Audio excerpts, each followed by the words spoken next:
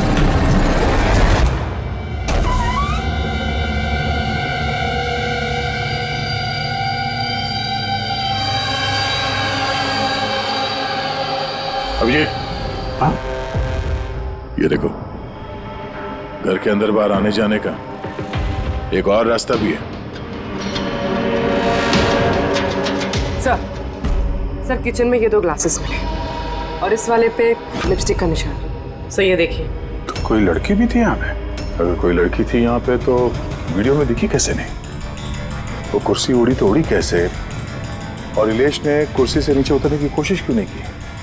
वो सारे चाकू जो टेबल पे पड़े हुए थे हवा में उड़ के सीधे इलेश को आके लग गए कैसे? अब इसका जवाब तो ये लिपस्टिक वाली लड़की दे सकती है, फिर या वो आदमी जिसके जूतों का निशान मिला था। उर्वी, ये बात कंफर्म है ना कि ये जोरावर और मल्लिका अगले कुछ घंटों तक घर पे नहीं होंगे? हाँ, कहीं ऐसा ना हो कि फ्रेडी और पंकज को टाइम ही ना मिले सर्च करने के लिए। सर 100% कंफर्म है, इंतजाम ही ऐसा किया मैंने।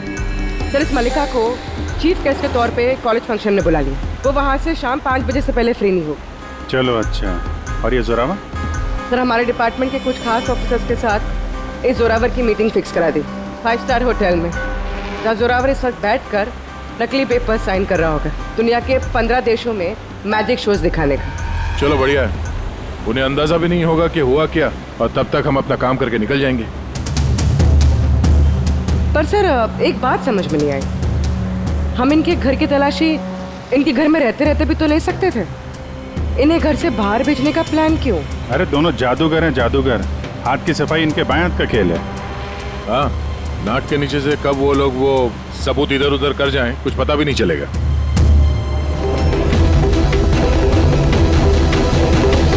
ये है वो पापी। अरे वाह सानू के साहब, इतनी जल्दी खूनी का पता लगा लिया आपने। अब फटाफट नाम भी बता दीजिए। जोरावर या मल्लिका, अब इन दोनों में से वाकई में खूनी कौन है ये पता लगाना भी बाकी है। अब ये क्या बात हुई सर? ये बात इसलिए हुई कि ये जो 5 चाकू है ना, इन पर जोरावर की उंगलियों के निशान है, और ये जो कपड़ा है इस पर ये जो जूते का निशान है ये भी जोरावर के जूते का ही निशान है। सर फिर तो बात साफ है, खून उसी ने किया है। बात इनसे साफ है नहीं, क्योंकि ये जो वाइन का गिलास है ना, इस पर ये जो लिपस्टिक है ये लिपस्टिक मल्लिका की है, और ये जो सारा सामान आप लोग लेकर के आए ना मल्लिका के घर से, इनका डीएनए मैंने इस लिपस्टिक के साथ मैच करके देखा है, मैच होता है। मतलब ये है कि ये सामान और ये लिपस्टिक मल्लिका की है। लेकिन मल्लिका तो टीवी शो में कह रही थी कि वो इलेश को जानती ही नहीं। मैं तो इलेश को जानती भी नहीं हूँ। तो शो से पहले उसके घर पे क्या कर रही थी? अब जोरावर के पास तो कोई वजह थी मारने की इलेश को। इलेश ने सबके सामने उसको नीचा दिखाया था, तो मल्लिका के पास क्या वजह हो सकती है? और सर एक सवाल का अभी भी जवाब नहीं मिला, अगर जोरावर ने खून किया तो वो इलेश के घर पे दिखा भी नहीं। ये जोरावर और मल्लिका, इन दोनों को बुलाओ जरा ब्यूरो में। आप लोगों की हिम्मत कैसे हुई हमारे घर में घुसने की, वो भी हमारी गैर मौजूदगी में, और हमारे सामान के साथ आपने छेड़खानी करी। अब मैं आप लोगों पे केस करूंगा, समझ गए? सीआईडी को मुजरिमों के घर में घुसने के लिए किसी की इजाजत की जरूरत नहीं पड़ती। रही बात केस की, तो तुम दोनों पे चलने वाला है। तुमने हमसे झूठ क्यों बोला कि तुम इलेश को नहीं जानते? बताओ। सर आप मुझे इसके साथ 2 मिनट दे दीजिए, फिर देखिए ये सब कुछ कैसे बताती है। अब आप लोग मुझ पे हाथ उठाएंगे? नहीं, हम ऐसा चाहते तो नहीं थे, लेकिन अब ये आप दोनों के बीच की बात है तो फिर चलो गए। नहीं रुकिए, अब मैं आपको सब सच बताती हूँ। ये सच है कि मैं इलेश से मिलने गई थी। एक्चुअली मैं उसे एक ऑफर देना चाहती थी, क्योंकि मैं जोरावर को हमेशा से ही बर्बाद करना चाहती थी। बट ट्रस्ट मी, ये खून मैंने नहीं किया है, मेरा कोई हाथ नहीं है इसमें। मुझे पहले से पता था, मेरे शो को खराब करने के लिए तुमने उसे पैसे दिए। मैं उससे कभी मिली भी नहीं थी। मैंने उस दिन उसे तुम्हारे शो में पहली बार देखा था, और उसके बाद मैं उससे मिलने गई थी, मगर मुझे नहीं पता था कि तुम उसका खून कर दोगे। मैंने उसका खून नहीं किया। तो फिर जोरावर तुम्हारी उंगलियों के निशान उस चाकू पे कैसे आए? सर आपको गलतफहमी हो रही है। तुम्हारा नाम जोरावर है? जी नहीं सर, बस। तो चुपचाप वहीं खड़े रहो, और जब सवाल पूछा जाए तब मुंह खोलना। तो जोरावर, तुम बताओ खून कैसे किया? मैंने ये मर्डर नहीं किया है। तुम्हारे कहने से कुछ नहीं होगा। अदालत में सबूत चाहिए, सबूत जो तुम्हारे खिलाफ है। मेरे खिलाफ सबूत है ही नहीं, क्योंकि मैं एक वक्त पे दो जगह मौजूद हो ही नहीं सकता। क्या मतलब? मतलब ये कि सर, जिस वक्त इलेश की मौत हुई ठीक उसी वक्त जोरावर सर दिल्ली में जादू दिखा रहे थे।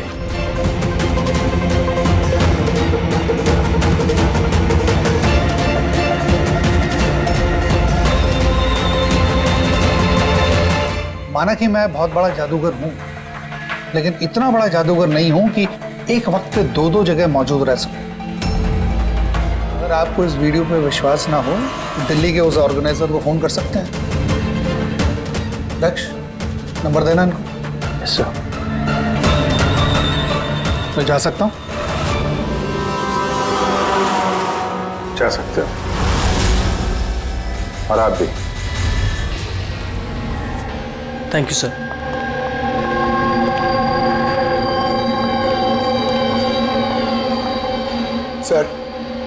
सर ऑडियंस में जितने भी मेंबर्स थे सबकी मोबाइल लोकेशन चेक की। सर जिस वक्त इलेश की मौत हुई थी उस वक्त उसके घर के आसपास कोई भी नहीं था। अरे किया धरा तो इस जोरावर का ही लगता है, मगर किया कैसे? आप एक ही सवाल 1000 बारी पूछेंगे और एक ही जवाब दूंगा मैं। मुझे समझ में नहीं आ रहा है, सीआईडी इलेश के खूनी को ढूंढने में इतना वक्त क्यों बर्बाद कर रही है? मुझे पता है ना, मुझे पता है उन आत्माओं ने इलेश का खून किया है। मेरे शो में अपमान किया था इलेश ने। तो जैसा कि आप सभी लोग देख रहे हैं, जादूगर जोरावर को लगता है कि इलेश का खून आत्माओं ने किया है। तो देखने वाली बात यह है कि आपको क्या लगता है कि इलेश का खून आत्माओं ने किया है या फिर किसी इंसान ने? क्या बकवास कर रहे हैं? सर इस इलेश की मौत के बाद तो जोरावर और भी मशहूर हो गए। इसे देश विदेश से काफी सारे शोज के लिए फोन आने लगे, और तो और इसने अपनी फीस भी दुगनी कर दी है। अच्छा, जोरावर को अच्छा खासा फायदा हो रहा है इस इलेश की मौत का। इस जोरावर तक पहुंचने के लिए इलेश की पूरी कुंडली निकालनी पड़ेगी। अचानक कहां से पड़ गया जोरावर के पीछे?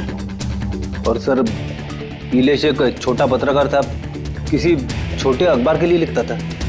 तो सर उसकी हालत भी खराब है। छोटा पत्रकार और हालत भी खराब। मगर अगर मल्लिका ने इस इलेश को नहीं कहा था जोरावर के शो में रुकावट बनने के लिए, तो फिर ये सब पचड़े में पड़ा कैसे वो? कुछ समझ में आ रहा है यार। इस इलेश के ऑफिस को छान मारते हैं। साहब, आप लोगों ने आने में काफी देर कर दी। पिछले कुछ महीनों से अखबार घाटे में चल रहा था, इसलिए पिछले महीने से बंद पड़ा हुआ है। इस इलेश के बारे में कुछ बताओ। कैसा पत्रकार था ये? बहुत ही फालतू आदमी था साहब, न्यूज छुपाने के एवज में भी पैसा लेता था। और साहब बहुत ही बेईमान आदमी था वो। सर! आप पंकज, ये देखिए सर, इलेश जादूगर के गेटअप में, और यहाँ साउथ इंडियन में कुछ लिखा हुआ है।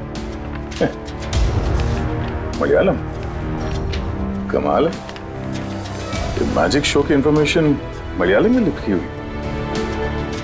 ये पत्रकार से मलयाली जादूगर कब और कैसे बन गया इलेश? अरे इधर आओ। Yes sir. क्या ये? क्या है? सब कुछ समझ में नहीं आ रहा। अरे तुम्हारा बॉस जो है जादूगर बन के घूम रहा है, तुम कह रहे हो तुम्हें कुछ समझ में नहीं आ रहा है। ये जादूगर कब बन गया? बॉस और जादूगर साहब कुछ समझ में नहीं आ रहा है। अरे यार जाओ।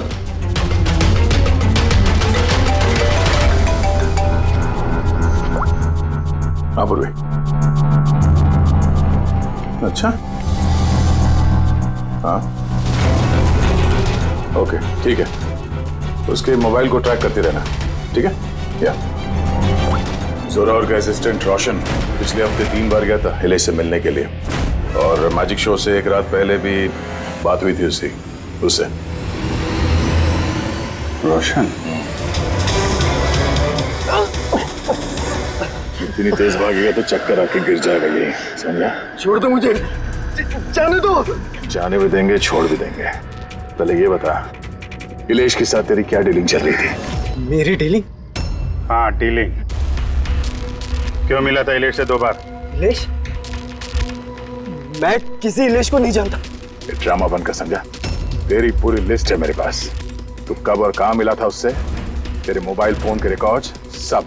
तो ये बता, ये इलेश नकली मलयाली जादूगर बन के क्या करने वाला था? नकली मलयाली जादू? लेकिन उसने तो मुझसे कहा था कि वो केरला का बहुत बड़ा और मशहूर जादूगर है। उसने मुझसे झूठ कहा था क्या? वो हम डिसाइड कर लेंगे। तो कल ये बता, तू इलेश से कब, कहाँ और क्यों मिला था? उसने मुझसे एक ऑफर दिया था। उसने मुझसे कहा था कि अगर मैं उसकी मदद करूंगा और जोरावर को बदनाम करने में उसकी हेल्प करूंगा तो वो मुझे जोरावर से भी ज्यादा 5 गुना ज्यादा सैलरी देगा और 6 महीने में वो मेरा खुद का मैजिक शो लॉन्च करने वाला था। उसने मुझसे प्रॉमिस किया था सर कि वो मुझे जोरावर की तरह ही द ग्रेट मैजिशियन रोशन बनाएगा। तू इलेश से कहाँ मिला था? उसी के घर पे मैंने मीटिंग की थी 3 हफ्ते पहले से, और वहीं मैंने जोरावर के सारे मैजिक ट्रिक्स के सीक्रेट उससे शेयर किया सर। यार जरा एक बात बताओ, ये जो जोरावर है वो चम्मच को बेंड कैसे कर देता है? क्या इसमें भी आत्माएं जो हैं उसकी मदद करती हैं?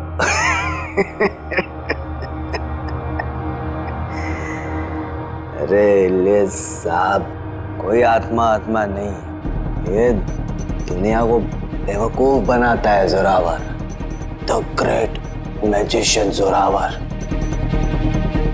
चम्मच पर एक रबर होता है, रबर को थोड़ा एडजस्ट करता है और चम्मच मुड़ता है। अरे बाप रे, मतलब इतना बड़ा धोखा। अच्छा, तो वो जो लड़की को हवा में उड़ाता है वो जादू कैसा करता है? बकवास सर, बाएं हाथ का खेल आप भी कर सकते हो। कैसे? लड़की जब टेबल पर लेटती है, जो टेबल रहता है उसको सपोर्ट मिलता है एक मेटल रॉड से। अब आप बोलोगे कि मेटल रॉड तो दिखता नहीं है। कैसे दिखेगा सर? चादर से ढका होता है ना मेटल रॉड। जोरावर जब प्लेटफॉर्म पर आता है परफॉर्मेंस देने के लिए, उसी वक्त चादर को निकाला जाता है। जोरावर वो मेटल रॉड को हाइड करता है, एडजस्ट करता है।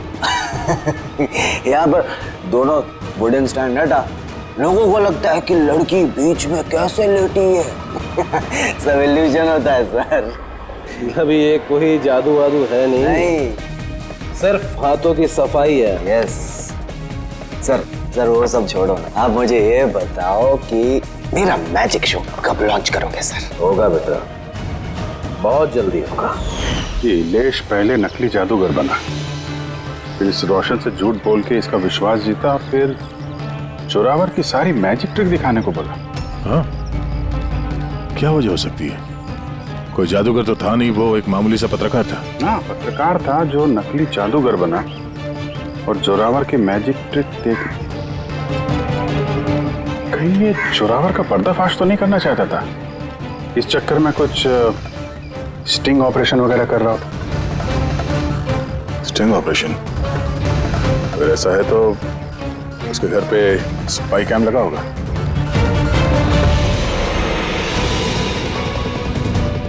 सर, एक यहाँ भी है।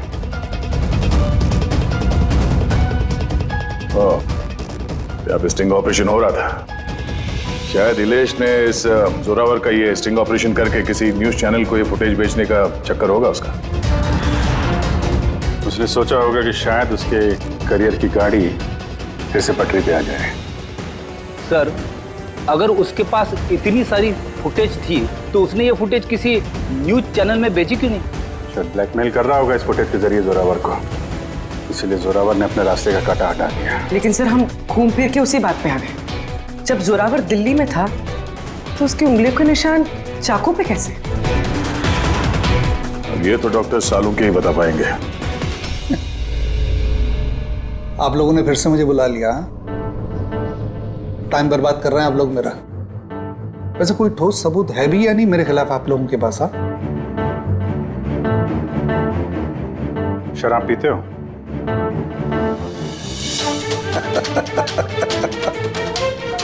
अब आप लोग मुझे शराब पिलाएंगे? हाँ, सॉरी, दिन में नहीं पीता हूं मैं। तो रात को पीते हो?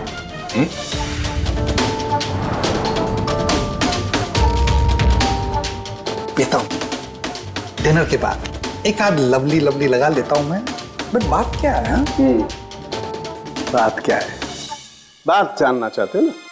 ये जो चाकू मिले ना क्राइम स्पॉट पर, इसमें तुम्हारी उंगलियों के निशान है और उसमें सूखे हुए पसीने में मुझे बहुत ज्यादा मात्रा में शराब के, अल्कोहल के ट्रेसेस मिले हैं। लवली लवली नहीं, बहुत ज्यादा मात्रा में, समझे? अब शराब मिली, शरबत मिला, पालक का पनीर, मुझे क्या पता? बताया ना मैंने, खून के वक्त मैं दिल्ली में था। और कितनी बार बताऊंगा मैं? हवा में उड़ना बंद कर, समझा? वरना सीआईडी को ज्यादा टाइम नहीं लगेगा तेरे पर कतरने में। इतने सबूत काफी हैं तुम्हें जेल में पटकने के लिए, लेकिन हम लोग सच्चाई तक पहुंचना चाहते हैं, इसलिए बात कर रहे हैं। जितना पूछा जाए उसका जवाब दो, बस। ठीक है, पूछिए क्या पूछना चाहते हैं। हो सकता है शायद किसी ने तुम्हें फंसाने के लिए तुम्हारी उंगलियों के निशान चाकू पे ले लियो जब तुम शराब पी के धुतते। मुझे कौन फंसाएगा?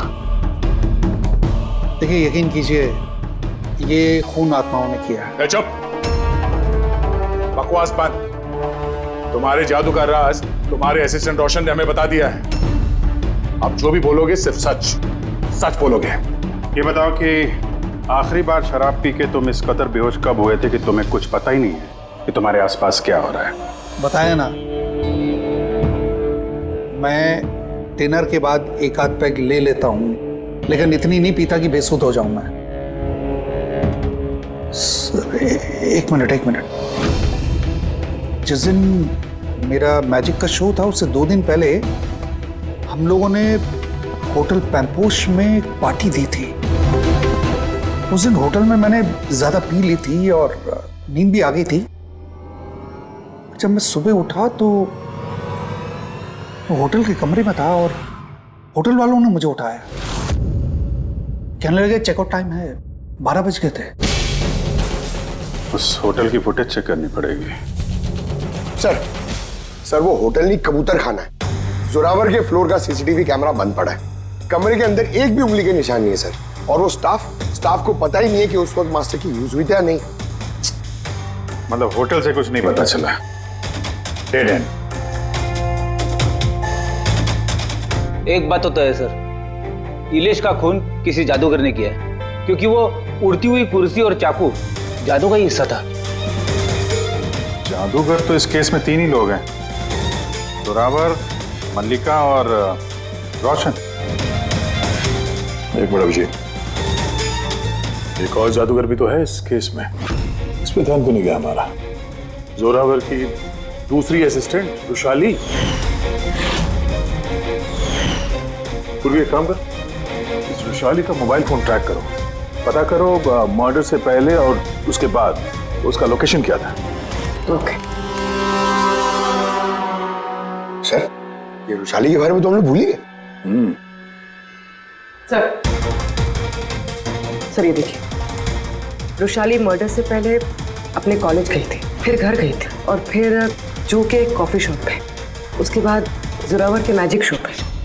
रुशाली लगातार 2 रातों से अपने कॉलेज भी जा रही थी, रात 1 बजे। 2 रातों से लगातार कॉलेज जा रही थी, वो भी रात को 1 बजे? इतनी देर रात को वो कॉलेज क्या करने गई होगी?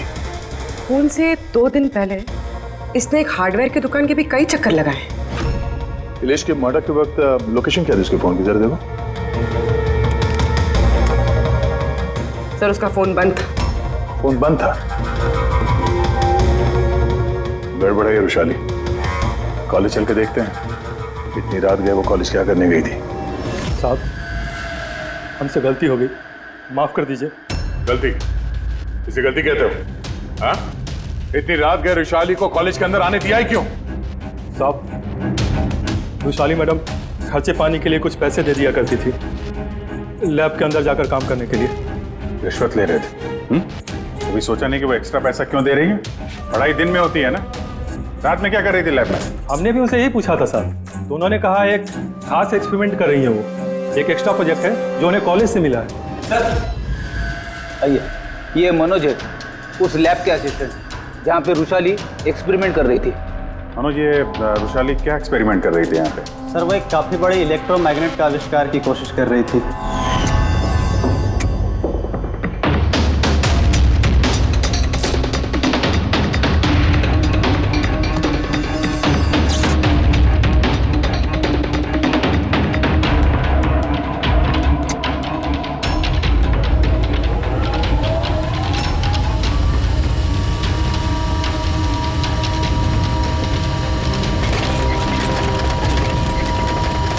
इलेक्ट्रोमैग्नेट का आविष्कार? तो तुमने उसे रोका नहीं ये सब करने से? नहीं सर, अगर कोई स्टूडेंट पढ़ाई के अलावा कुछ करना चाहे, वो भी कॉलेज की टाइमिंग्स के बाहर, तो हम उसे बढ़ावा ही देते हैं। हाँ, मगर मुझे ये नहीं पता था कि वो यूं रात को चोरी छिपे भी ये सब कर रही है। यार इसका मतलब ये रुशाली का इलेक्ट्रोमैग्नेट वाला प्रोजेक्ट कामयाब हो गया था, तभी तो वो इलेश की कुर्सी और वो चाकू हवा में उड़ा पाई। सर, मिस्टर प्रभाकर, जादू के expert. Hello sir. Prabhakar ji, बड़े बड़े जादूगर अपनी कला का राज किसी डिब्बे में बंद करके रखते हैं। चूंकि आप तो जादू के एक्सपर्ट हैं, तो उन राज के बारे में आपको तो पता ही होगा। तो सर, इलेश की मौत का नजारा देख के किस नतीजे पे पहुंचे आप? कैसे हुआ होगा उसका खून? मैंने इलेश की मौत का सीन बार बार रीप्ले करके देखा है। मुझे लगता है उसकी मौत में मैग्नेट, इलेक्ट्रिक करंट या वायर्स के कॉम्प्लेक्स ताना बाना से हुआ है। आपने तो जोरावर के जादू के कई शोज देखे होंगे। आपको लगता है कि ये मैग्नेट और करंट, तारों का ताना बाना, इस तरीके का काम जोरावर अपने जादू में करता है? नहीं सर, ये सब जोरावर की स्पेशलिटी नहीं है। आप सर ठीक से जरा एक्सप्लेन कर सकते हैं कि ये चुंबक वगैरह कैसे इस्तेमाल हुआ होगा इलेश की मौत में? सॉरी सर, वो सब बता पाना मेरे लिए मुमकिन नहीं हो पाएगा। तो आप ये यकीन से कह सकते हैं कि ये सब किया धरा जोरावर का नहीं है, क्योंकि उसे मैग्नेट और ये करंट, तारों का इस्तेमाल करना ठीक से नहीं आता। चुंबक का इस्तेमाल भले ही नहीं आता, पर फिजिक्स में वो अच्छा है, इसीलिए खूनी वो भी हो सकता है। शायद चुंबक वाले पार्ट के लिए उसने किसी की मदद ली हो। ऐसे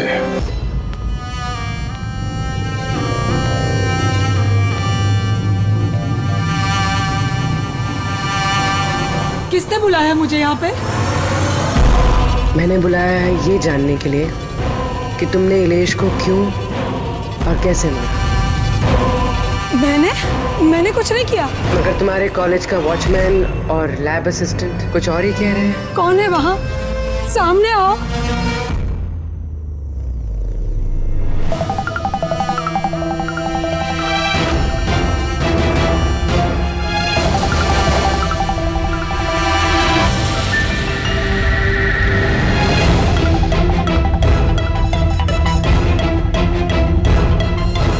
मेरे पास आओ। आओ। कौन हो तुम? अपना हाथ दो।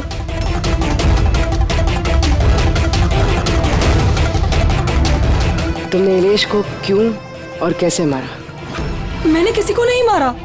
तुम सच नहीं बोल रही हो, इसलिए मुझे ये सब करने पे मजबूर होना पड़ रहा है। पर तुम हो कौन और इलेश की मौत के बारे में क्या जानती हो?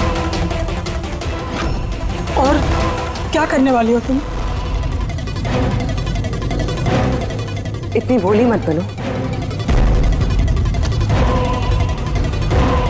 ये जादू तुमने कई बार किया है जोरावर के साथ, याद आया? नहीं, ये बहुत सही नहीं है जादू के लिए। इसमें मेरी जान जा सकती है। नहीं नहीं, अगर तुम सच नहीं बोलोगी तो इस बॉक्स में तुम्हारे टुकड़े टुकड़े हो जाएंगे, मगर अगर तुम सच बोलोगी तो तुम्हें कुछ भी नहीं होगा, यकीन मानो। चलो। नहीं, छोड़ दो मुझे, प्लीज मुझे जाने दो। मैंने कुछ नहीं किया। अगर तुमने कुछ नहीं किया है ना तो तुम्हें कुछ भी नहीं होगा। आओ, घबराओ मत। आओ। नहीं, हाँ मैं मानती हूँ कि इलेश की मौत की जिम्मेदार मैं हूँ, क्या चाहती हो तुम? कितने पैसे चाहिए बोलो? सीआईडी। थैंक यू मल्लिका जी, जो ये बॉक्स बनाकर आपने इस केस को सुलझाने में हमारी मदद की। अब आप हमें बताएंगे कि आपने इलेश का खून क्यों किया? वो उसके कहने पे। तो उसके किसके? क्यों बुलाया मुझे यहाँ? बोला था ना जब तक केस ठंडा नहीं हो जाता मुझे कांटेक्ट करने की जरूरत नहीं है। वो मैं उसने नहीं, हमने कांटेक्ट किया तुम्हें।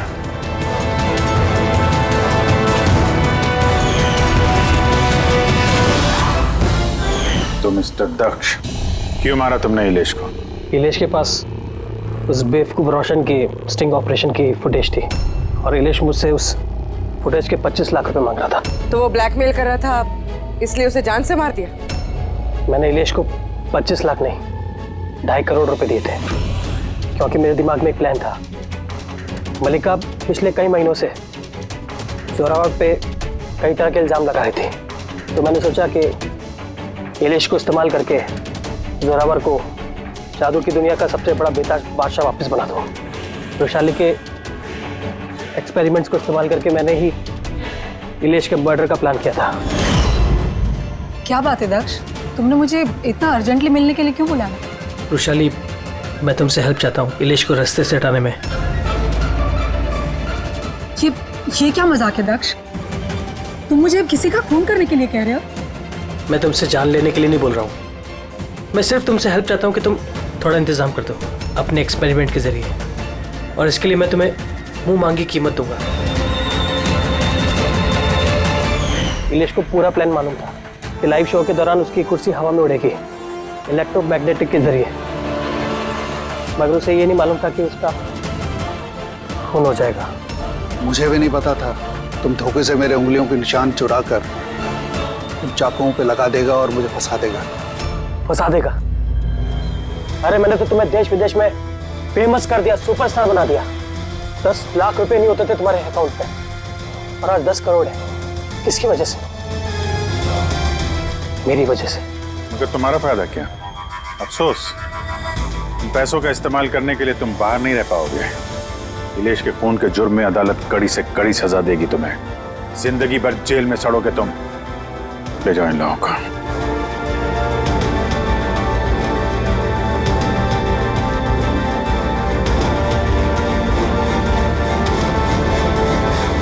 Thank you so much sir. अगर आप लोग नहीं होते तो दुनिया यही समझती कि इलेश का खून मैंने किया। कोई बात नहीं, लेकिन आप ये आत्माओं जैसी बेबुनियाद बातें करके प्लीज लोगों को गुमराह न करें। सॉरी सर, गलती हो गई और इस गलती का एहसास भी कर चुका हूं मैं। अपने चाहने वालों से भी मैं माफी मांग लूंगा। Good. Guys, thank you so much इतनी अच्छी पार्टी के लिए। लोग ठीक कहते हैं, अपना देश अपना होता है और अपने दोस्त अपने। वो तो है। और अपनी गर्लफ्रेंड अपनी। I love you so much. I love you too. वैसे प्रतीक, मानना पड़ेगा, आजकल ऐसा रोमांस देखने को मिलता नहीं है। गाइस, मैं कुछ ड्रिंक लेके आती हूँ। Okay. Hey, can I get you a drink? I mean, क्या पियेंगे आप? क्यों? तुम वेटर हो? By the way, I'm Saurabh. और आप? देखो, अगर तुम इस दुनिया के अकेले लड़के होते तब भी मैं तुम पे कोई इंटरेस्ट नहीं दिखाती। तो ये नाम वाम पूछ के टाइम वेस्ट करना बंद करो।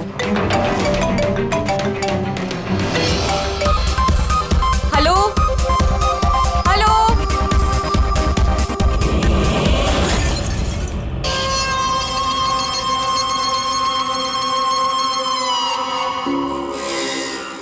हेलो हेलो, तनीषा, जोर से बोल, कुछ सुनाई नहीं दे रहा है। यहाँ नेटवर्क भी नहीं है। हेलो, फोन क्यों नहीं लग रहा है?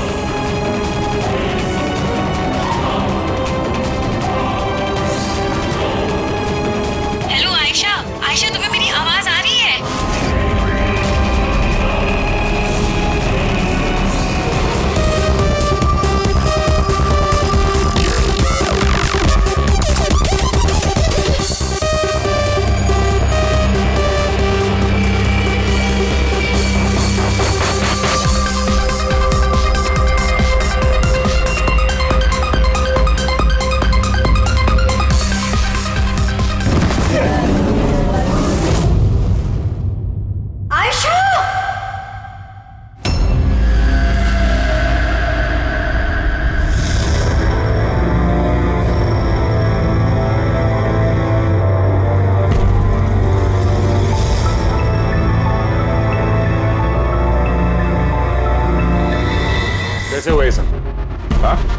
पता नहीं सर ये सब कैसे हुआ। एक कॉल अटेंड करने के लिए बाहर गई और जब वापस आई तो ये सब। तुम्हारे अलावा और कौन कौन दोस्त है आयशा के यहाँ पे? सर ये प्रीति और ये विशाल है सर, आयशा का बॉयफ्रेंड। देख के लगता है कि आयशा का किसी के साथ हाथापाई तो नहीं हुई है। ये फोन रिसीव करने के लिए बाहर गई और वहां पहले से खूनी इसका इंतजार कर रहा होगा। मतलब सर ये खूनी ने सब प्लानिंग करके किया? नहीं पंकज, ये प्लान मर्डर तो नहीं लगता, क्योंकि अगर प्लान किया होता तो उसने किसी और हथियार का इस्तेमाल किया होता, ना कि कांच का। मतलब अचानक यहाँ पे कोई गुस्सा हो गया होगा आयशा पे और मार दिया होगा। लगता तो कुछ ऐसा ही है फ्रेडी। आयशा का यहाँ पे किसी के साथ कोई झगड़ा वगैरह हुआ था? कोई कहा सुनी? हाँ? ऐसे चुप रहने से काम नहीं चलेगा। ये सीसीटीवी कैमरा है, फुटेज देखेंगे तो पता चल ही जाएगा। सॉरी सर, सीसीटीवी कैमरे काम नहीं कर रहे हैं। व्हाट? सीसीटीवी काम नहीं कर रहा है? इतनी लापरवाही? सर वो कल आखिरी गाने के दौरान धुएं की वजह से शायद टेक्निकल एरर आ गया है। मैं जल्दी ठीक करवा लूंगा। ठीक कराओगे जब तुम्हारा ये क्लब वापस खुलेगा। जब तक ये केस सॉल्व नहीं होता तुम्हारा क्लब बंद। सर मुझे लगता है ये खून सौरभ ने किया है। अमीर बाप की बिगड़ी औलाद है। Hey, can I get you a drink? I mean, क्या पियेंगे आप? क्यों? तुम वेटर हो? By the way, I'm Saurabh. और आप? देखो, अगर तुम इस दुनिया के अकेले लड़के होते तब भी मैं तुम पे कोई इंटरेस्ट नहीं दिखाती। तो ये नाम वाम पूछ के टाइम वेस्ट करना बंद करो।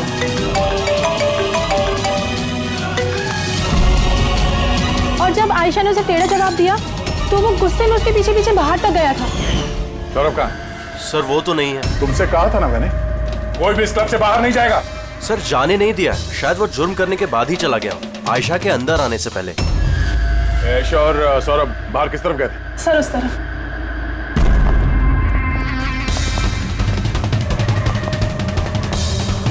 सर खून का निशान। तो यहां से आयशा अंदर गई थी। आगे देखते हैं। सर ये यहां भी खून के धब्बे हैं सर। पंकज, नो नो, इतना सारा खून और ये कांच के टुकड़े। लगता है आयशा पे हमला यही हुआ है। सर और नो, ये सौरभ तो नहीं? इसकी हालत बहुत खराब है, एम्बुलेंस को फोन करो चलिए। इस क्लब में इतने सारे लोगों के बीच एक लड़की का खून हो जाता है। बाउंसर्स का अता पता नहीं, सीसीटीवी कैमरा है पर काम नहीं कर रहा। और तो और यहाँ पे किसी ने कुछ होते हुए देखा नहीं है ना। कमाल की बात। आयशा मुझे छोड़कर नहीं जा सकती, हमें आना ही नहीं चाहिए था। विशाल प्लीज अपने आप को दोष मत दो, प्लीज संभालो अपने आप को। आपकी सहेली का यहाँ खून हुआ है और आपका ये रवैया है? अब तक यहाँ जो कुछ भी हुआ है उससे ये लगता है कि खूनी यहाँ पर आयशा को मारने के इरादे से तो नहीं आया था, तैयारी के साथ नहीं आया था। यहाँ इस क्लब में कुछ ऐसा हुआ जिसकी वजह से वो गुस्सा हो गया और उसने आयशा का खून कर दिया और साथ में सौरभ पे भी हमला किया। मुझे लगता है कि वो खूनी आप सब में से कोई एक है। बड़ी पंकज, यहाँ जितने हैं सबके डिटेल्स ले लो। माफ कीजिएगा रायमा जी, मैंने अपनी तरफ से बहुत कोशिश की, लेकिन अब मैं आपकी और ज्यादा मदद नहीं कर पाऊंगा। इट्स ओके डॉक्टर, आपसे जो कुछ भी बन पड़ता था आपने सब कुछ किया। अब हम इससे ज्यादा और क्या कर सकते हैं?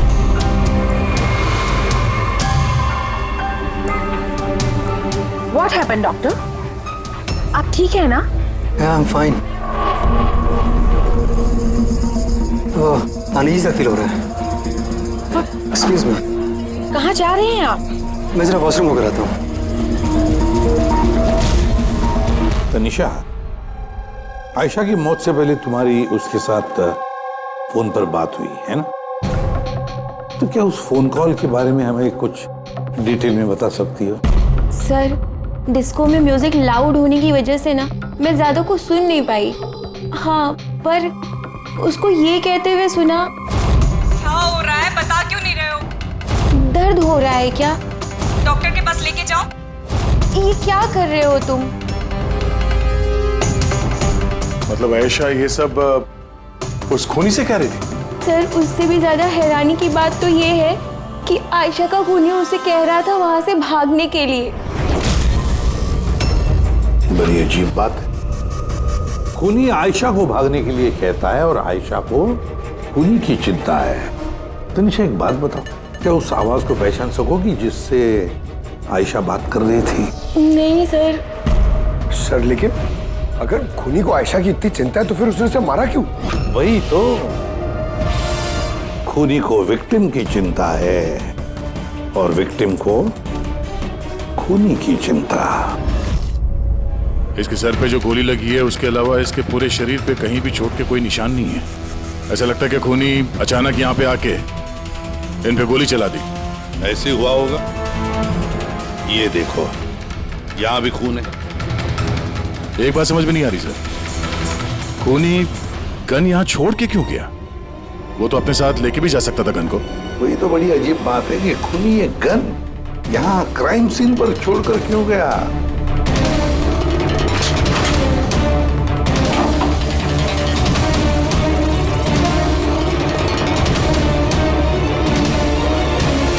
सर ये देखिए, नीचे यहाँ पे ये टेप चिपका हुआ था। वॉश बेसिन के नीचे टेप? लगता है यहाँ टेप से कुछ चिपकाया था जो अभी यहाँ नहीं है। शायद इस केस से रिलेटेड कुछ हो। जरूर देखते हैं। रहमा जी, डॉक्टर यशवंत आपके डॉक्टर थे? जी हाँ। आप लोग यहीं पे बैठे थे इसी टेबल पर? जी हाँ, वो दरअसल मेरी बीमारी के सिलसिले में मुझे यहाँ पर मिलने के लिए आए थे। बहुत ही अच्छे और नेक दिल इंसान थे। आज जब आप उनसे बात कर रही थी तो आपको लगा कि किसी बात को लेकर वो परेशान थे? परेशान तो नहीं, लेकिन हाँ, अचानक उनकी तबीयत खराब हो गई थी मेरे सामने और वो एक्सक्यूज मी बोल के वॉशरूम के लिए चले गए। मैं तो सोच भी नहीं सकती थी कि ऐसा कुछ हो जाएगा। सर, ये कॉफी शॉप के मैनेजर है। यहाँ के भी सीसीटीवी कैमरे काम नहीं कर रहे। सर 2 घंटे पहले तक तो काम कर रहे थे, पर अचानक कोई टेक्निकल प्रॉब्लम हो गई, इसलिए इंजीनियर को बुलाया हमने। हेलो सर, कैसे हो आप? मेरा हालचाल छोड़ो, अपने सुनाओ। तुम दोनों यहाँ क्या कर रहे हो? वो ऐसे ही टहलने आए थे। कॉफी शॉप में टहलने आए थे? कल रात तुम्हारी सहेली का खून हो गया। तुम्हारा दूसरा दोस्त रो रो के उसका बुरा हाल है, और तुम दोनों यहाँ कॉफी शॉप में टहलने आए। तो यहाँ पर भी एक खून हो गया। ये कैसा संयोग है, हैं? सच में संजोगी है सर, क्योंकि हम तो जानते भी नहीं कि डॉक्टर यशवंत है कौन। हेलो, ले आओ उसे ब्यूरो में। Okay ji, okay, thank you very much. पता है पंकज, बहुत सारे लोग थे डिस्को में जब आयशा का खून हुआ, और एक एक का फोन ट्रैक करना कि मर्डर के वक्त आयशा और यशवंत के पास तो नहीं था कोई। ये मेरी तो आंखें दर्द करने लगी है।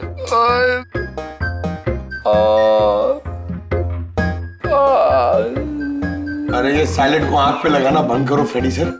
50 और लोगों के नंबर है जिन्हें ट्रैक करना है, ये काम शुरू करो। ये क्या है? सौरभ, अब कैसी है तबीयत तुम्हारी?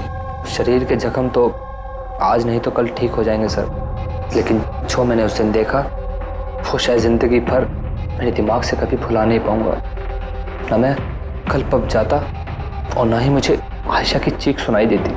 लेकिन आयशा के पीछे पीछे तो तुम गए थे, उसने तुमसे ठीक से बात नहीं की, इसलिए। ये बात सच है सर कि मैं आयशा के पीछे गया, क्योंकि जब मैंने उसे ड्रिंक ऑफर की तो उसने मना कर दिया सर, और इनफैक्ट उसने मेरी इंसल्ट भी की, तो मुझे बहुत बुरा लगा सर, इसलिए मैं उसके पीछे गया।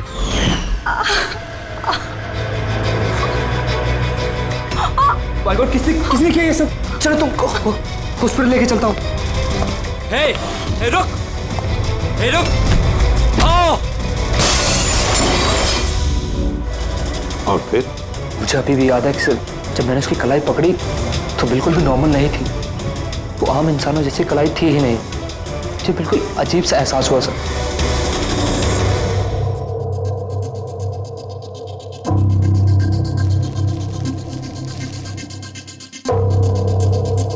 तो आप कह रहे हैं डॉक्टर साहब के इस गन पे कुछ चिपचिपा सा लगा हुआ है? हाँ, और वो चिपचिपी चीज रबर टाइप की है, वो जैसे सेलो टेप में होता है ना वैसा।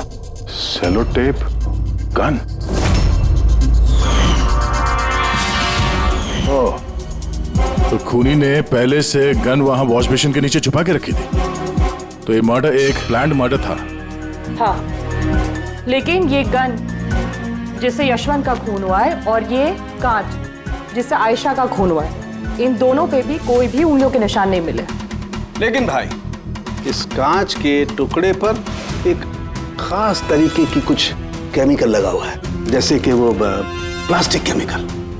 अब ये इस पर क्यों लगा हुआ था, इसका क्या इस्तेमाल है, ये पता लगाना भी बाकी है। लेकिन यही केमिकल इस गन पर भी लगा हुआ है, दोनों पर।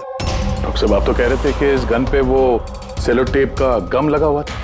वो तो है ही, उसके अलावा ये भी है। उसके अलावा ये केमिकल भी है? यानी ये दोनों मर्डर, इनका आपस में कोई ना कोई कनेक्शन जरूर है। और जुबिन का और प्रीति का दोनों क्राइम सीन पे होना कोई सहयोग नहीं था। बिल्कुल, तुम बिल्कुल ठीक कह रहे हो। और तुम्हारी बात ये एक और चीज प्रूव करती है। इन दोनों की लाशों पर मुझे एक जैसे फेरोमोन्स मिले। फेरोमोन्स यानी वो केमिकल जिनसे खुशबू आती है? हाँ, यशवंत और आयशा, इन दोनों की लाशों पर एक जैसी खुशबू। इसका मतलब बात साफ है, या तो दोनों एक जैसा परफ्यूम लगाते थे या फिर दोनों का खून ही एक ही था। जनरली एक औरत लेडीज परफ्यूम लगाती है और एक आदमी जेंट्स परफ्यूम। अब ये दोनों एक ही तरह का परफ्यूम लगाए, चांस थोड़ा कम है। यानी इन दोनों का खूनी तो एक ही है। आयशा की मौत के बारे में दो बातें पता चली है। एक उसकी दोस्त तनीषा ने बताई और दूसरी सौरभ ने बताई। तनीषा ने बताया कि खूनी ने आयशा को वहां उस पब में से भाग जाने के लिए कहा। अब दुनिया में ऐसा कौन सा खूनी है जो जिस इंसान को मारने गया है उसी से कहता है कि तू यहां से भाग जा? तो फिर खून करने आया ही था क्यों? नहीं नहीं नहीं नहीं नहीं नहीं नहीं, गड़बड़ है, कुछ ना कुछ तो गड़बड़ जरूर है। और सर वो दूसरी बात कौन सी? दूसरी बात सौरभ ने बताई। सौरभ ने कहा कि खूनी की कलाई कुछ अजीब सी थी, आम इंसान की तरह नहीं थी कलाई। शायद कलाई में रिस्ट वॉच या ब्रेसलेट हो। फ्रेडी, जरा दिमाग लगा के बोलो, समझे? सर, हाँ सर, दोनों क्राइम सीन में एक नंबर कॉमन है सर। किसका क्राइम? आयशा के बॉयफ्रेंड विशाल का सर। विशाल? विशाल? ये विशाल तो कॉफी शॉप में दिखाई नहीं था, तो फिर ये कॉफी शॉप में पहुंचा कब?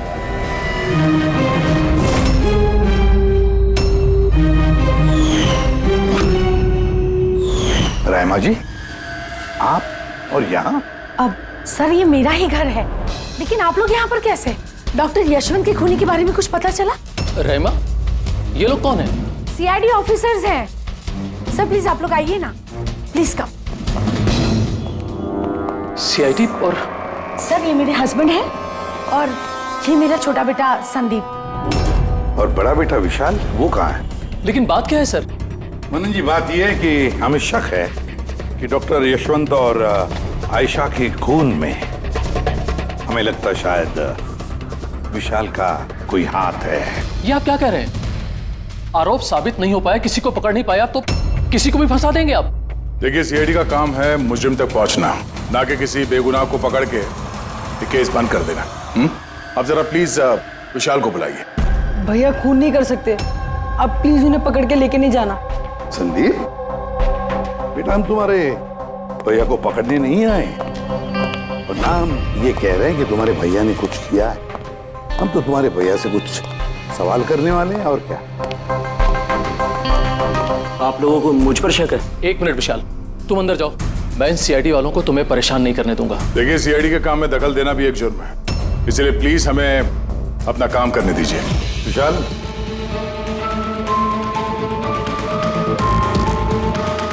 डॉक्टर यशवंत की मौत हुई थी कैफे में और तुम उस वक्त उस कैफे में थे। क्यों, किस लिए गए थे तुम? सर, मैं तो वहां पर जुबैन और प्रीति से मिलने गया था।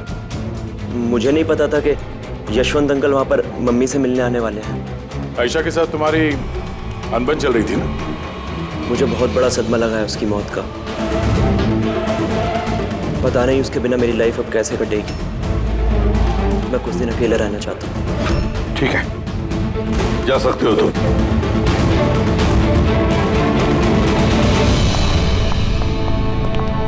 अरे, आप लोग फिर से यहाँ पे भी? कभी कभी अपने घर पे जाते हो कि नहीं? हमेशा विशाल के आसपास ही नजर आते हैं। नहीं सर, ऐसी कोई बात नहीं है।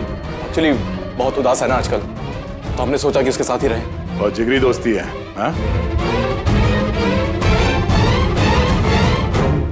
जुबीन, प्रीति, विशाल, कड़ी नजर रखनी पड़ेगी इन तीनों पर।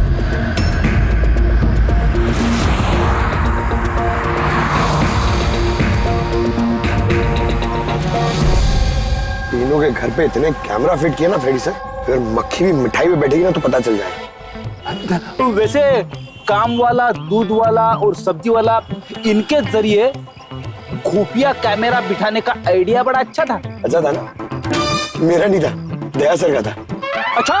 हाँ, और उन्होंने हम दोनों को यहाँ बैठा दिया ताकि हम यहाँ का सीसीटीवी फुटेज रिकॉर्ड करें।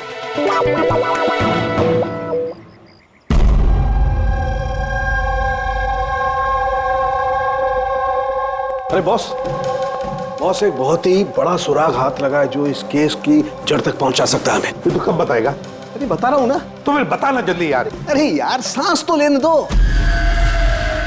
तुम्हें याद है वो टूटे हुए ग्लास पर और गन पर मुझे वो प्लास्टिक केमिकल मिला था?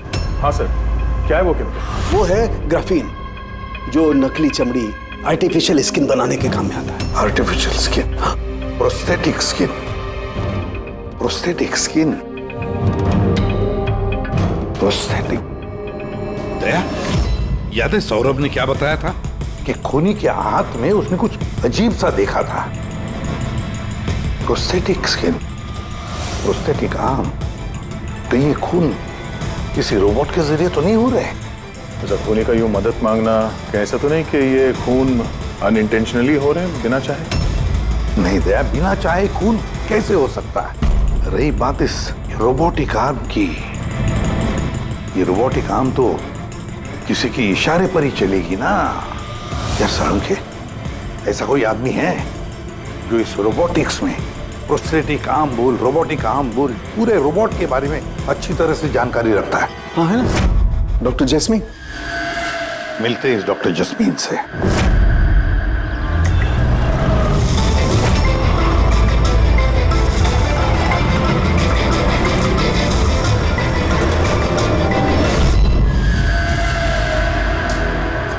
डॉक्टर जैस्मीन, हम ये जानना चाहते हैं कि अगर ये ऐसा वाला प्रोस्थेटिक हाथ लगाया हो, रोबोटिक आर्म, तो क्या वो आर्म, वो हाथ किसी दूसरे के इशारे पर काम कर सकता है? मतलब नकली बाजू लगाया गया है ए को, लेकिन इस बाजू से क्या काम करवाना है इसका कंट्रोल ए के पास नहीं बल्कि बी के पास है। क्योंकि हमें शक है कि इस केस में खूनी खून अपनी मर्जी से नहीं कर रहा है, कोई और उससे करवा रहा है। सर, ये सुनने में जितना मुश्किल है दरअसल नामुमकिन नहीं है। जैनिश, जरा दामिनी को अंदर भेजो। हाँ, वही मरीज जिसका कल टेस्ट हुआ था। मरीज?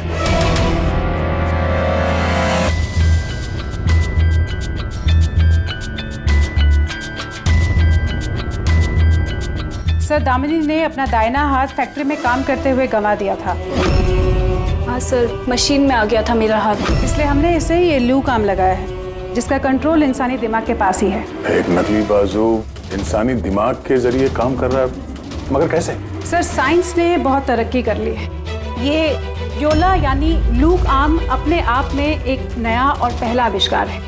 मान लीजिए इसमें एक चिप है, या यूँ कहिए इसमें एक सॉफ्टवेयर है जो इंसान के दिमाग की फ्रीक्वेंसी को पकड़कर ठीक वैसे ही काम करता है जैसे एक नॉर्मल ह्यूमन बीइंग का हैंड, उठना, बैठना, चलना, ये सभी कमांड्स को समझता है। ग्रेट, साइंस ने वाकई बहुत तरक्की की है।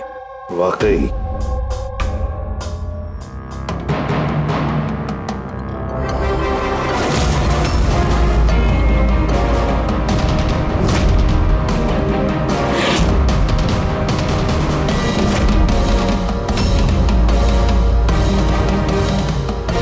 मैं मानता हूं आयशा और डॉक्टर यशवंत का खून मेरे ही हाथ से हुआ था। तुम यहाँ क्या कर रहे हो? क्या हुआ? क्या हो रहा है ये? मुझे नहीं पता क्या हो रहा है मेरे हाथ को। कुछ प्रॉब्लम? क्या हो रहा है बता क्यों नहीं रहे हो? डॉक्टर के पास लेके जाओ। ये क्या कर रहे हो? ये क्या कर रहे हो? आयशा भागो यहाँ से, भागो! मैं बोलता हूँ ना भागो! आयशा! डॉक्टर निकलो यहाँ से। क्या कर रहे हो? मैं क्या करूँ सर, मेरे हाथ पर कोई कंट्रोल नहीं। क्या? तुम्हारे हाथ पर कंट्रोल ही नहीं रहता? इसका क्या मतलब है? न जाने अचानक कभी कभी क्या हो जाता है। इसीलिए तुमने आयशा को वहां से भाग जाने के लिए कहा? हाँ सर, मैंने आयशा को वहां से भागने के लिए कहा था। आयशा भागो यहाँ से, भागो! और मैंने पूरी कोशिश करी थी कि मैं डॉक्टर यशवंत पर गोली ना चलाऊं। डॉक्टर यहाँ से जाओ! एक बात बताओ, क्यों गए थे तुम कैफे में? मैं वहां पर डॉक्टर यशवंत से अपना हाथ फिक्स कराने गया था और जुबीन, प्रीति मेरी मदद कर रहे थे क्योंकि मैं अपने घर पर नहीं बता सकता था कि आयशा का मेरे हाथों से खून हुआ।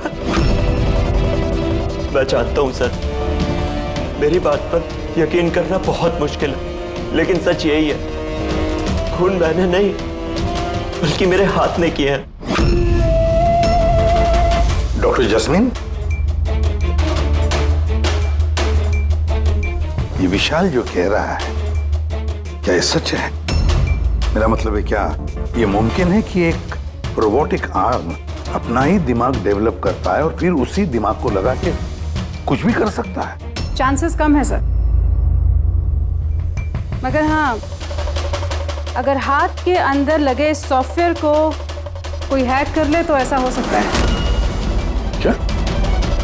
प्रोस्थेटिक हाथ में लगा हुआ सॉफ्टवेयर हैक किया जा सकता है?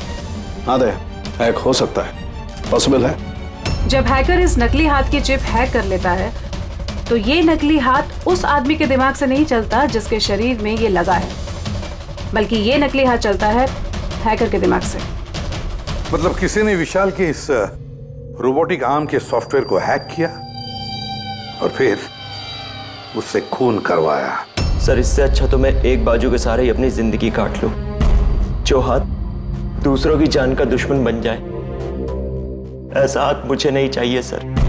विशाल, एक बात बताओ, जब तुम्हारा ये हाथ तुमसे कहता है कि वो किसी को मारना चाहता है, तब तुम क्या सोचते हो? क्या होता है तुम्हारे दिमाग में? कैसी अवस्था होती है तुम्हारी? सर, 2-3 मिनट लगते हैं। मैं पूरी कोशिश करता हूं अपने हाथ को काबू में करने की, लेकिन 2 मिनट के बाद जीत मेरे हाथ की होती है सर।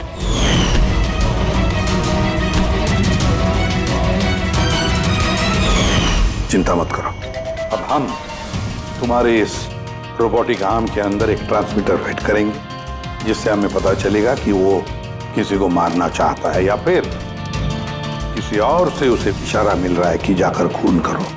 ये भी हमें पता चल जाएगा। वैसे एक बात बताओ विशाल, ये तुम्हारा असली हाथ गंवाया कैसे? सर, मैं पिछले साल खंडाला जा रहा था और एक रोड एक्सीडेंट।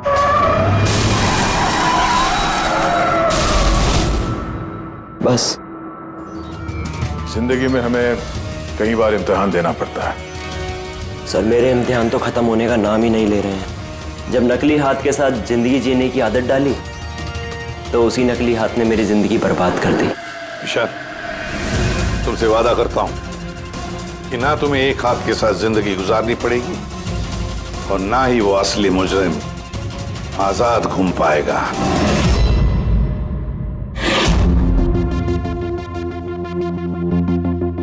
विशाल, मुजरिम ने पहले विशाल से आयशा का खून करवाया। आयशा जिससे विशाल बेहद प्यार करता था। फिर खून करवाया डॉक्टर यशवंत का जो विशाल की मदद करते थे। और फिर जान लेनी चाहिए प्रीति की जो विशाल की दोस्त थी। सारे के सारे विशाल के शुभ चिंतक, सारे के सारे विशाल के आसपास वाले, सब के सब विशाल के करीबी। तो फिर ये मुजरिम कौन हो सकता है? कौन हो सकता है ये मुजरिम? ये भी तो कोई करीबी हो सकता है, विशाल का करीबी। पंकज, विशाल के एक्सीडेंट के सारे डिटेल चाहिए मुझे, सारे के सारे। हेलो सर, मैं जसपाल, कंप्यूटर एक्सपर्ट। जी। कंप्यूटर हैकिंग जानते हो? बड़े से बड़ा कंप्यूटर हो या कोई सर्वर, चुटकियों में हैक कर सकता हूँ। रोबोटिक आर्म का सिस्टम हैक करना है, कर सकोगे? जी सर, बिल्कुल। ये रहे सारी डिटेल्स। हो जाएगा सर, और इसके लिए मैं ट्रेस राउटिंग का यूज करूँगा। Trace routing? जी हाँ सर, इस तकनीक के जरिए विशाल के आसपास के जो भी कंप्यूटर हैं उन्हें देख सकता हूँ। अक्सर मशीन के आखिरी में जो होस्ट नेम एड्रेस होता है वही हैकर का होता है। अच्छा। और ट्रेस राउटिंग के जरिए हम शहर के किसी भी इलाके में बैठा अगर हैकर होगा तो इजीली पता चल जाएगा। फैंटास्टिक। अब जिस किसी ने भी विशाल के रोबोटिक आर्म का सिस्टम हैक किया, अब हम उसके सिस्टम को हैक करेंगे।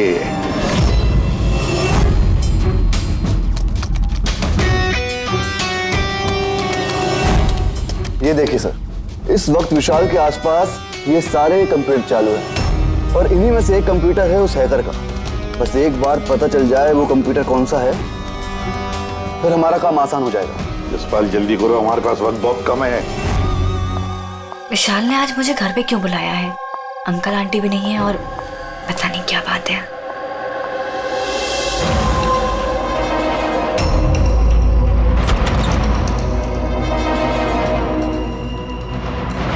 विशाल,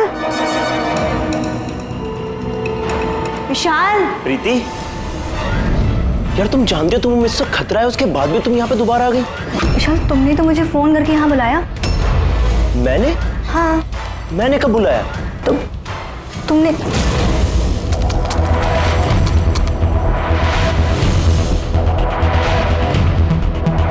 वो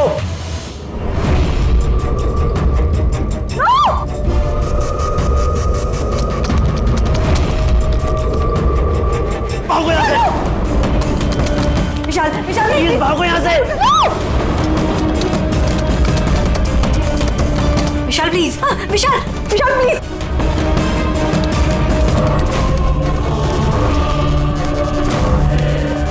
यस सर, उस हैकर की लोकेशन मिल गई है।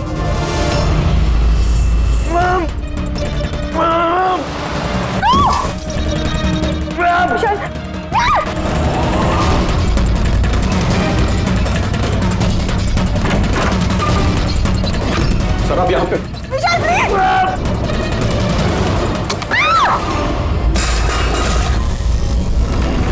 बहुत हो गई हैकिंग।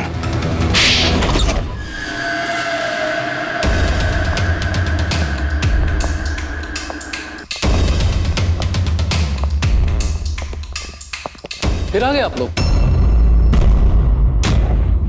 अब ये मत कहिएगा कि आप विशाल को पकड़ने के लिए आए। जी नहीं, हम विशाल को पकड़ने नहीं आए, खूनी को पकड़ने के लिए, जो इस वक्त यहाँ पर मौजूद है। नहीं, और यहाँ पर क्या कह रहे हैं आप? अब अपना झूठा इल्जाम आप किसके ऊपर लगाने आए हैं?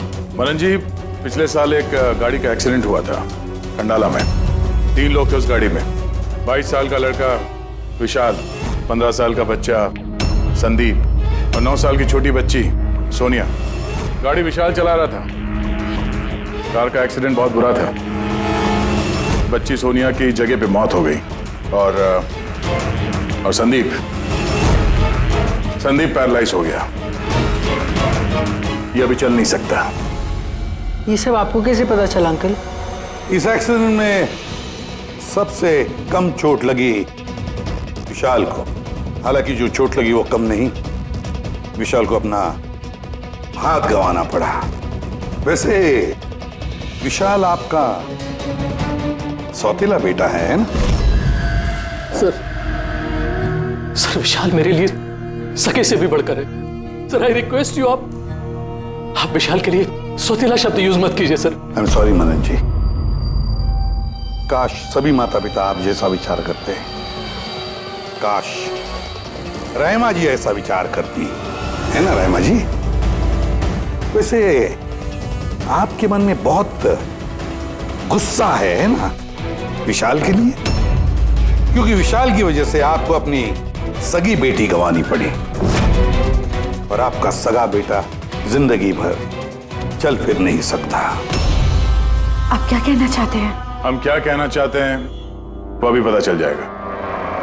पंकज,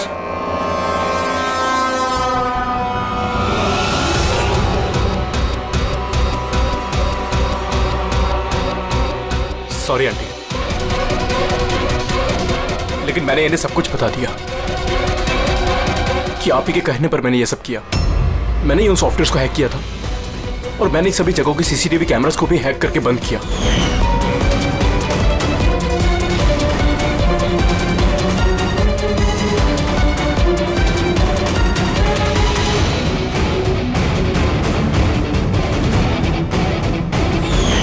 विशाल से बदला लेने के लिए पहले उसकी गर्लफ्रेंड को मारा, उसके बाद उस डॉक्टर को जो विशाल की मदद कर सकता था, उसके बाद प्रीति पर हमला। ये सब करने के लिए मुझे आंटी ने ढेर सारे पैसे दिए थे। सुभीन, तुम इतना गिर जाओगे मैंने कभी नहीं सोचा था। चलिए, सच्चाई अब आप सबके सामने आ ही गई है, तो मैं आप सबको यह भी बता दूं कि मैं तुम्हें मारने के बाद खुद मनन को भी मारने वाली थी, क्योंकि जिस तरह से मेरे अपनों ने चोट खाई है, मैं भी चाहती थी कि विशाल भी उसी दर्द से गुजरे, उसे भी उतनी ही तकलीफ हो। वो एक्सीडेंट था, एक गलती। गलती? तुम्हारी एक गलती की वजह से मेरी पूरी जिंदगी में अंधेरा छा गया। तुमने लापरवाही से गाड़ी चलाई और सजा किसको मिली? मुझे और मेरे बच्चों को। मम्मी, मैंने हमेशा तुम्हें मां नहीं भगवान समझा। अगर ये सब करके तुम्हें सुकून मिल रहा था तो मुझसे एक बार कहा तो होता, मैं अपनी जान दे देता। मुझे तुम्हारी जान नहीं चाहिए थी, मैं तो तुम्हें जीते जी दुख भरी जिंदगी देना चाहती थी। और आप सब मुझे दोष नहीं दे सकते, क्योंकि मैंने जो कुछ भी किया वो मैंने ममता के लिए किया। रहमा जी, मां इतना हल्का शब्द नहीं जो किसी औरत को मुजरिम बना दे। अरे मां तो वो होती है जो सिर्फ अपने ही नहीं दूसरों के बच्चों को ममता, प्यार और स्नेह से देखती है। विशाल भले तुम्हारा सगा बेटा नहीं था, लेकिन बेटा तो था ना, वो तुम्हारे परिवार का हिस्सा था। वो कोई मां अपने बेटे से बदला कैसा ले सकती है? हाँ? वो भी इस तरह का बदला। 2 लोगों को जाने गंवाई पड़ी। नहीं रायमा जी, बहुत गलत किया तुमने, बहुत गलत। कानून तुम्हें कभी माफ नहीं करेगा, कभी माफ नहीं करेगा। कड़ी से कड़ी सजा होगी तुम्हें।